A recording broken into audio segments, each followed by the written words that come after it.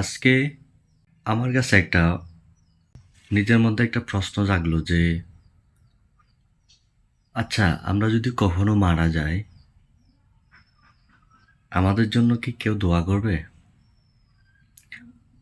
অনেক কিছু চিন্তাধারা করার পরে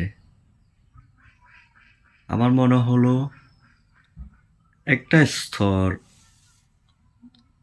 আমাদের জন্য দোয়া করতে পারে। স্তরটা হলো এই ধরেন আমাদের ছেলেমেয়েরা বা তাদের ছেলেমেয়েরা পর্যন্ত দোয়াটা করতে পারে। কথাটা বলার কারণ হচ্ছে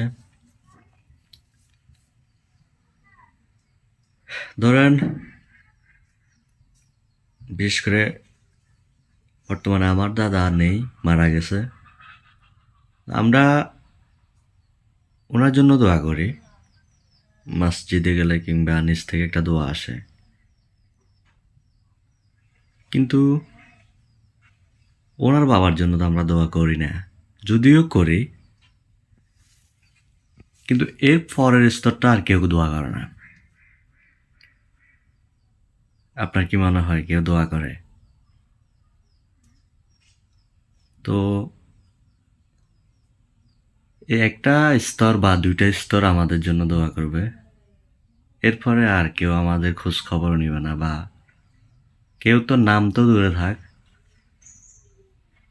এই এক দুইটা স্তরের পর আর কোনো খোঁজ খবর বা দোয়া কেউ কিছু করবে না। সো তারপরে যদি আপনারা জাহান্নামী হয়ে যায় তাহলে তো একদম শেষ বললেই চলে। আর জান্নাতি হলে তো আলহামদুলিল্লাহ। তো আমরা সবাই নামাজ পড়বো,